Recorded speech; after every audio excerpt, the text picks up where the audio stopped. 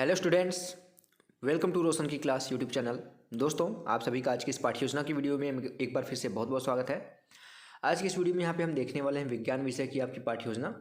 और जो हमारा आज का पाठ्य योजना है वो आपका class 7th, class 8th, class 9th तीनों क्लासेस में आप बना सकते हैं। जीवन उत्पत्ति के सिद्धांत टॉपिक है हमारा आज का, तो आप इसको क्लास 7th, 8th, 9th तीनों क्लासेस में आप पढ़ा सकते हैं। ठीक है, तो वीडियो अगर कंप्लीट देखिएगा, कंप्लीट मैंने यहाँ पे पाठ्य योजना बना के आपको दिखाया हुआ है पूरी वीडियो में। अगर वीडियो अच्छी लगे तो प्लीज़ वीडियो को लाइक कर दीजिएगा वीडियो देखने के बाद। अगर आप लोगों को ऐसे ही वीडियो डेली बेसिस पे चाहिए, पाठ्य योजना से रिलेटेड, सूक्ष्म शिक्षण पाठ्य योजना से रिलेटेड किसी भी कौशल के ऊपर वीडियो बनवानी है, या फिर आप लोगों को सीटेट की तैयारी करनी है बिल्कुल फ्री में, तो आप लोग रोशन की क्लास यूट्यूब चैनल से जुड़ सकते हैं। जुड़ने के लिए बिल्कुल फ्री है, नीचे सब्सक्राइब बटन है, वीडियो जहाँ देख रहे हैं उसी के नीचे एक सब्सक्राइब लिखा हुआ बटन आ रहा होगा, उस पर क्लिक करके सब्सक्राइब कर लीजिए। साथ ही साथ बेल आइकन जरूर दबा के रखिए, जिससे मैं आप लोगों के लिए कोई वीडियो यहाँ पे बनाता हूँ तो उसके बारे में बिल्कुल फ्री में आपको नॉलेज होती रहे। चलिए शुरू करते हैं आज की वीडियो। सबसे पहले आप सभी को पता है जिस पेज से आप पाठ्य योजना बनाना स्टार्ट करते हैं कुछ चीज़ें फिक्स रहती हैं। जैसे हो गया यहाँ पे दैनिक पाठ्य योजना संख्या 10। आपका जो भी दैनिक पाठ्य योजना की संख्या होगी उसको लिखिएगा, जरूरी नहीं कि 10 ही लिखिए। आपकी जो भी संख्या होगी 1 2 3 4 5 6 जो भी नंबरिंग होगी उसको लिख लीजिएगा। उसके बाद विद्यालय का नाम लिखना है, जिस विद्यालय में आप पाठ्य योजना पढ़ाने के लिए जाएंगे। रोशन की क्लास मत लिख दीजिएगा, नहीं तो आपके कॉलेज वाले समझ जाएंगे कि आप लोग कॉपी करके ला रहे हैं कहीं से। तो ध्यानपूर्वक दिमाग खोल के आप लिखिएगा। विद्यालय का नाम वो विद्यालय लिखा जाएगा जिस विद्यालय में आप पाठ्य योजना आपको पढ़ाने के लिए भेजा जाता है, यानी कि जहाँ पे आप ट्रेनिंग करने के लिए जाते हैं उस विद्यालय का नाम लिखना होता है। कक्षा यहाँ पे मैं पहले बता चुका हूँ, 7वीं 8वीं और 9वीं तीनों क्लासेस के लिए आज की पाठ्य योजना बना सकते हैं आप। दिनांक लिखना होता है, जिससे ये पता चलता है आपने किस डेट में कौन सी पाठ्य योजना पढ़ाई है। विषय सामान्य विज्ञान का है। कालांश यहाँ पे लिखना होता है। कालांश का मतलब होता है पीरियड की नंबरिंग करनी होती है। पीरियड की नंबरिंग का मतलब होता है फर्स्ट पीरियड में गए तो फर्स्ट लिखिए, सेकंड में गए तो आप सेकंड लिखिए, थर्ड में गए तो थर्ड लिखिए, फोर्थ में गए तो फोर्थ लिखिए। कालांश को ही काफ़ी कॉलेजेस में यहाँ पे कालांश और चक्र दोनों चीज़ें सेम होती हैं, तो कन्फ्यूज मत होइएगा। चक्र और कालांश सेम होती है। समय अवधि 30 मिनट का है। आपके कॉलेज वाले जितना समय दें आपको पढ़ाने के लिए, जितने मिनट की क्लास दें आपको वो लिखिएगा। और हमारा जो प्रकरण है वो है जीवन उत्पत्ति के सिद्धांत। ठीक है, इतना सब लिखने के बाद आपको अपना उद्देश्य लिखना है, जिसमें आपका पहला उद्देश्य यहाँ पे है शिक्षण उद्देश्य। इसको 2 कॉलम में डिवाइड कर लीजिए। शिक्षण उद्देश्य, इसी को ही विशिष्ट उद्देश्य भी कहते हैं। दूसरी तरफ लिख लीजिए अपेक्षित व्यवहारगत परिवर्तन। इसमें आपका जो टॉपिक आप पढ़ा रहे हैं उसको पढ़ाने के बाद बच्चों को आप क्या सिखाना चाहते हैं, उनके अंदर किस प्रकार की नॉलेज का विकास करना चाहते हैं, ज्ञान का विकास करना चाहते हैं, उसके बारे में यहाँ पे कम से कम 2 से 3 पॉइंट, मैक्सिमम 5 से 6 पॉइंट लिखना होता है। तो देखिए, पहला पॉइंट लिखा गया ज्ञानात्मक। इसमें फर्स्ट पॉइंट लिखा गया छात्र जीवन उत्पत्ति के सिद्धांत का प्रत्यास्मरण कर सकेंगे। दूसरा पॉइंट लिखा गया छात्र जीवन उत्पत्ति के सिद्धांत का प्रत्याभिज्ञान कर सकेंगे। दूसरा पॉइंट है अवबोध। इसमें पहला पॉइंट लिखा गया छात्र जीवन उत्पत्ति के सिद्धांत की व्याख्या कर सकेंगे। दूसरा पॉइंट है छात्र जीवन उत्पत्ति के सिद्धांत के महत्व को समझ सकेंगे। तीसरा पॉइंट है यहाँ पे ज्ञानोपयोग। इसमें लिखा गया छात्र जीवन उत्पत्ति के सिद्धांत से प्राप्त ज्ञान का प्रयोग उच्च अध्ययन में कर सकेंगे। सेकंड पॉइंट है छात्र जीवन उत्पत्ति के सिद्धांत से संबंधित ज्ञान का दैनिक जीवन की नवीन परिस्थितियों में उपयोग कर सकेंगे। चौथा हेडिंग है कौशल। इसमें लिखा गया देख लीजिए, छात्र जीवन उत्पत्ति के सिद्धांत को समझ सकेंगे। दूसरा पॉइंट है छात्र जीवन उत्पत्ति के सिद्धांत को चार्ट द्वारा प्रदर्शित कर सकेंगे। पांचवा हेडिंग है यहाँ पे अभिरुचि। इसमें लिखा गया फर्स्ट पॉइंट छात्र जीवन उत्पत्ति के सिद्धांत के विषय में जानने में रुचि ले सकेंगे।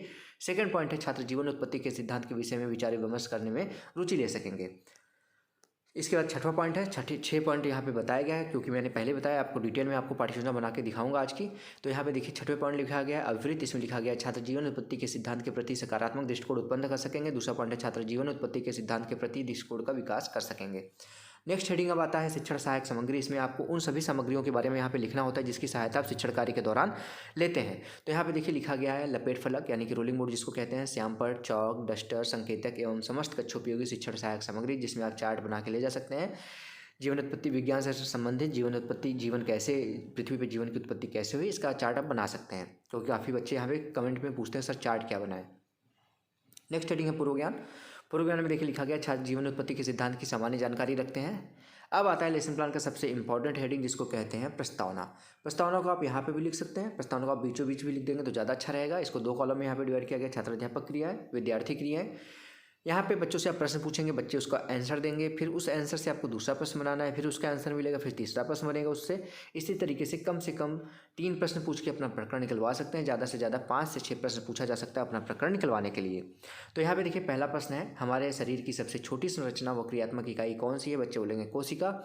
दूसरा प्रश्न है, किसी एक कोशिकी जीव का नाम बताइए? बच्चे बोलेंगे अमीबा। तीसरा प्रश्न है, अमीबा किस प्रकार के आवास में रहता है? बच्चे बोलेंगे जलीय आवास में। चौथा प्रश्न है, अमीबा की उत्पत्ति किस प्रकार हुई? जीवन विकास के सिद्धांत से बच्चे बता सकते हैं। हो सकता है कोई बच्चा ना बता पाए, लेकिन कुछ न कोई बच्चा आपकी क्लास में है तो वो बताएगा ज़रूर कि जीवन उत्पत्ति के सिद्धांत से, जीवन विकास के सिद्धांत से। तो फिर पांचवा क्वेश्चन पूछ लीजिए कि जीवन उत्पत्ति के सिद्धांत के बारे में आप क्या जानते हैं, विस्तारपूर्वक बताइए। तो ये संभावित उत्तर हो जाएगा। विस्तारपूर्वक नहीं बता पाएगा कोई बच्चा। अब यहाँ पे उद्देश्य कथन आपको बोलना है। उद्देश्य कथन में देखिए यहाँ पे बोला गया है, उद्देश्य कथन का मतलब होता है आपको अपना टॉपिक बताना होता है बच्चों को कि वो कौन सा टॉपिक आप उनको पढ़ाने वाले हैं। तो उद्देश्य कथन में यहाँ पे देखिए बोला गया है, आज हम जीवन उत्पत्ति के सिद्धांतों का विस्तारपूर्वक अध्ययन करेंगे। अब बच्चों को पता चल गया कि उनको आप जीवन उत्पत्ति के सिद्धांत के बारे में पढ़ाने वाले हैं, तो अब पढ़ाना स्टार्ट कर सकते हैं। हेडिंग डालिए आप प्रस्तुतिकरण। प्रस्तुतिकरण हेडिंग को यहाँ पे 5 कॉलम में डिवाइड किया गया। शिक्षण बिंदु, छात्राध्यापक क्रियाएं, विद्यार्थी क्रियाएं, प्रविधि और विधि, श्यामपट्ट सार। ठीक, शिक्षण बिंदु में पहला यहाँ पे शिक्षण बिंदु है स्वतः जनन का सिद्धांत। ठीक, अब यहाँ पे विकासात्मक प्रश्न पूछेंगे। जुकाम हुआ है, थोड़ा सा बोलते बोलते गला दर्द करने लगता है, तो थोड़ा सा गर्म पानी पी रहे हैं दोस्तों, माफ़ करिएगा।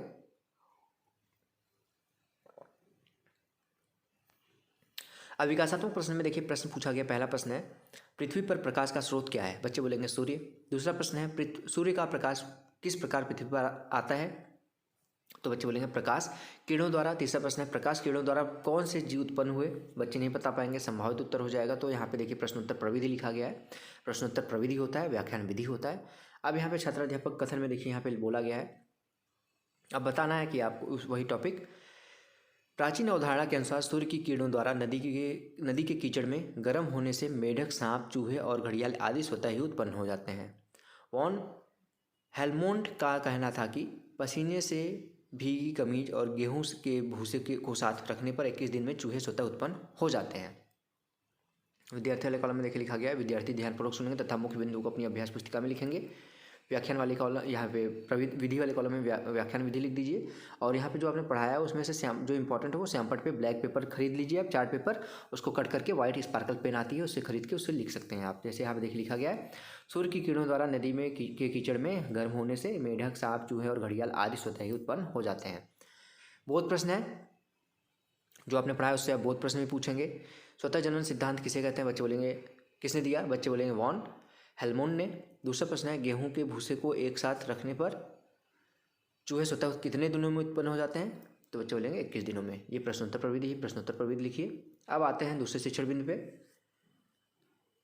यहाँ पे देखिए दूसरा शिक्षण बिंदु है कॉस्मोजोइक का सिद्धांत। विकासात्मक प्रश्न है, हम किस ग्रह पर रहते हैं? बच्चे बोलेंगे पृथ्वी पर। दूसरा प्रश्न है, पृथ्वी किसके चारों चक्कर लगाती है? बच्चे बोलेंगे सूर्य के। तीसरा प्रश्न है, सूर्य द्वारा किस प्रकार जीवन की उत्पत्ति हुई? संभावित उत्तर है। फिर उसके बाद इसका व्याख्यान फिर देंगे आप छात्राध्यापक कथन में। यह सिद्धांत लिबिग, केल्विन तथा ऑरिनियस ने दिया तथा फ्रांसीसी क्रिक एवं लेस्ली ऑर्गेल ने इसका समर्थन किया। इस सिद्धांतानुसार माना गया कि पृथ्वी पर प्रथम जीव ब्रह्मांड के किसी एक ग्रह से सूक्ष्म जीवाणुओं की बौछार के रूप में यहाँ पे आया और पृथ्वी पर अनुकूलित वातावरण मिलने पर बढ़ता चला गया। इसी से ही जीवन की शुरुआत हुई, परंतु कई वैज्ञानिकों ने इसे नहीं माना क्योंकि अंतरिक्ष में जीवित अवस्था में कोई जीव पृथ्वी पर नहीं पहुंच सकता है। सिंपल सी बात है, वातावरण उसका यहाँ पे पृथ्वी पर नहीं पहुंचने देगा, उसको जीवित अवस्था में मर जाएगा वो। छात्र वाले कॉलम में देखिए लिखा गया, विद्यार्थी ध्यानपूर्वक सुनेंगे तथा मुख्य बिंदु को अपनी अभ्यास पुस्तिका में नोट करेंगे। व्याख्यान विधि था और यहाँ पे सिद्धांत को फिर से यहाँ पे चार्ट पे प्रदर्शित कर दीजिए। यहाँ पे कॉस्मोजोइक सिद्धांत के अनुसार पृथ्वी पर जीवन की उत्पत्ति ब्रह्मांड के किसी ग्रह से सूक्ष्म कणों बीजाणुओं की बौछार के रूप में हुई थी। फिर से बहुत प्रश्न आता है, कॉस्मोजोइक सिद्धांत किन वैज्ञानिकों द्वारा प्रतिपादित किया गया? बच्चे बोलेंगे लिबिग, केल्विन व ऑरिनियस। दूसरा प्रश्न है, इस सिद्धांत के अनुसार सूक्ष्म जीवाणु पृथ्वी पर कहाँ से आए? बच्चे बोलेंगे ब्रह्मांड से। प्रश्नोत्तर प्रविधि लिख दीजिए। अब तीसरा शिक्षण बिंदु आता है आपका जैव जननवाद का सिद्धांत। आप सभी को पता है कि 3 शिक्षण बिंदु आपको लिखना होता है, तो यहाँ पे फिर से विकासात्मक प्रश्न है। स्वतः जनन का सिद्धांत के अनुसार जीवन की उत्पत्ति किससे हुई? बच्चे बोलेंगे सूर्य की किरणों से। दूसरा प्रश्न है, सूर्य की किरणों से जीवन की उत्पत्ति कौन सा सिद्धांत खंडित करता है? बच्चे बोलेंगे जैव जननवाद का सिद्धांत। तीसरा प्रश्न है, जैव जननवाद के सिद्धांत के बारे में आप क्या जानते हैं? विस्तारपूर्वक बताइए। नहीं बता पाएंगे तो यहाँ पे हो जाएगा संभावित। प्रश्नोत्तर प्रविधि लिख दीजिए विधि वाले कॉलम में। छात्राध्यापक कथन में फिर से इसके बारे में व्याख्या करिए। जीव जननवाद इटली के फ्रांसिस्को रेड्डी ने सन 1668 में दिया तथा स्वतः जननवाद को गलत सिद्ध किया। इसके अनुसार जीव की उत्पत्ति जीव से ही संभव है। उन्होंने सांप, मछली आदि के मोम को पानी में डालकर उबाला ताकि उसमें उपस्थित सभी जीव मर जाएं। फिर इस मोम को उन्होंने अलग अलग जार में रखा। पहले जार को खुला छोड़ा, दूसरे जार का मुंह कारक से तथा तीसरे जार का मुंह मलमल के कपड़े से बांध दिया। कुछ दिनों बाद रेड्डी ने देखा कि पहले जार में मक्खियों व अन्य कीटों के लार्वी उत्पन्न हो गए। दूसरे छात्रावली कॉलम में देख लीजिए, वही सेम चीज़ें लिखी गई हैं, व्याख्यान विधि लिखा गया और यहाँ पे श्यामपट पे जो आपने अभी बताया उसमें से यहाँ पे इंपॉर्टेंट पॉइंट लिख दीजिएगा। वीडियो रोक के देख लीजिएगा आप लोग। जार पर मक्खियाँ नहीं थी और तीसरी जार पर मक्खियों के ने मलमल के टुकड़े को पर अंडे दे दिए। उनमें से केवल कुछ अंडे ही मलमल के टुकड़ों से छनकर जार में के अंदर पहुँचे तथा लार्वी में विकसित हो गए। इससे उन्होंने निष्कर्ष निकाला कि जीवों की उत्पत्ति जीवों द्वारा ही होती है। बहुत प्रश्न है, रेड्डी द्वारा प्रतिपादित सिद्धांत का नाम, बच्चे बोलेंगे जीव जनन सिद्धांत। दूसरा प्रश्न, जीव जनन सिद्धांत के अनुसार जीव की उत्पत्ति किससे हुई, बच्चे बोलेंगे जीवों से। प्रश्नोत्तर प्रविधि लिख दीजिए। यहाँ पे आपका प्रस्तुतिकरण समाप्त होता है। अब आता है मूल्यांकन प्रश्न। मूल्यांकन प्रश्न पहला है, लिबिक, केल्विन व ऑरेनियस ने कौन सा सिद्धांत प्रतिपादित किया। आपको सभी को पता है, जैव जनन सिद्धांत। दूसरा है, वॉन हेलमोंट ने डैश डैश सिद्धांत प्रतिपादित किया, स्वतः जनन या फिर जैव जननवाद। तीसरा प्रश्न है, फ्रांसिस्को ने जैव जननवाद का सिद्धांत प्रतिपादित किया, सत्य है या असत्य, आपको बताना है, अभी पढ़ाया गया है। फ्रांसिस्को ने जैव जननवाद का सिद्धांत कब दिया। पांचवा प्रश्न है, जैव जननवाद के में किस जीव का प्रयोग किया गया। अब लास्ट हेडिंग आता है, यहाँ पे देखेंगे आप लोग गृह कार्य यानी कि होमवर्क। गृह कार्य बच्चों को जरूर देना चाहिए लास्ट पॉइंट चैप्टर पढ़ाने के बाद। तो देखिए, पहला प्रश्न दिया गया, जीव जननवाद का वर्णन कीजिए। दूसरा है, कॉस्मोजोइक सिद्धांत पर संक्षिप्त टिप्पणी लिखिए। लास्ट में पर्यवेक्षक अपनी टिप्पणी लिखेगा, नीचे हस्ताक्षर कर देगा। तो ये था दोस्तों आज का लेसन प्लान। अगर आप लोगों को आज का लेसन प्लान अच्छा लगा हो, आप लोगों को हेल्प मिला हो इस वीडियो से, तो इस वीडियो को लाइक जरूर करिएगा। नीचे लाइक बटन है, आपको सिर्फ लाइक पर क्लिक करना है, आपको कुछ नहीं करना है। और अगर आप लोगों को डेली बेसिस पे ऐसे ही लेसन प्लान या फिर सूक्ष्म शिक्षण पाठ्य योजना की वीडियो देखनी है, आप बीएड कर रहे हैं, बीटीसी कर रहे हैं या फिर शिक्षा जगत से जुड़े हुए कोई भी कोर्सेज कर रहे हैं, तो आप लोग को रोशन की क्लास यूट्यूब चैनल सब्सक्राइब करने पे हेल्प जरूर मिलेगी, इस बात की मैं गारंटी लेता हूँ। तो सब्सक्राइब कर लीजिए, नीचे सब्सक्राइब बटन है उस पर क्लिक करके, और ऐसी वीडियो देखते रहिए। इसके अलावा आप लोगों को कोई वीडियो बनवानी है तो नीचे कमेंट बॉक्स में कमेंट कर सकते हैं। मैं 1 से 2 दिन के अंदर आपको रोशन की क्लास यूट्यूब चैनल के माध्यम से वो वीडियो पहुँचा दूँगा, ठीक है। अगर इस वीडियो की पीडीएफ चाहिए आप लोगों को बिल्कुल फ्री में, तो रोशन की क्लास टेलीग्राम चैनल पे जाके बिल्कुल फ्री में इस वीडियो की पीडीएफ डाउनलोड कर सकते हैं। तो स्टूडेंट्स, मिलते हैं नेक्स्ट वीडियो में, तब तक के लिए आप सभी का बहुत बहुत धन्यवाद। जय हिंद, वंदे मातरम।